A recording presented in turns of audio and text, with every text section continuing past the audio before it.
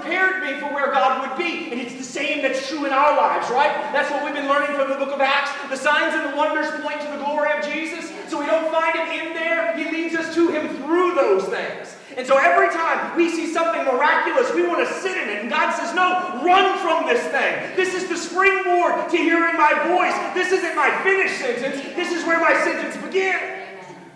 Amen. And so there's wind, and there's an earthquake, and there's fire. And then it says that God was in the still, small voice. Elijah had met with God in a way and in a place that he had never expected. And he was being given rest. But what we find out is that Jezebel wasn't the only stubborn one in the story. And so even after hearing God and seeing God in the still small voice, God asks Elijah again, "What are you doing here, Elijah?" And Elijah gave word for word the exact same answer that he gave the first time. You know what? Before we get to Elijah's answer, let me just give you this piece of knowledge that hopefully you'll take as advice. If God asks a question for a second time, it's usually him giving us a chance to change our answer. If he asks and we answer and he asks the same question, please don't give the same answer.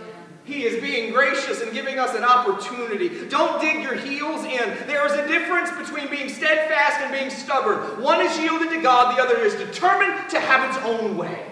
See, we sometimes confuse being single-minded with having our minds made up. Being single-minded means that we allow God's word to be our guide and we trust him to do whatever he wants to do. But having our minds made up means that we have decided what God said, what God will do, and how he will go about doing it. The Pharisees had their minds made up, right? They had decided what the Messiah would be, what their part would be, what the kingdom would be, and what they were getting from the kingdom. Their minds were made up. And so when they met the one they were waiting for, they were not single-minded or open-minded. They ended up hard-hearted. See, having our minds made up will lead to rebellion, and if it doesn't get to rebellion, it will at least get to disappointment, which is where most of our rebellion is birthed. Those places where we just didn't get things the way we wanted. The first one, being single-minded, keeps us in obedience. But having our minds made up will lead us to places we didn't think we could go.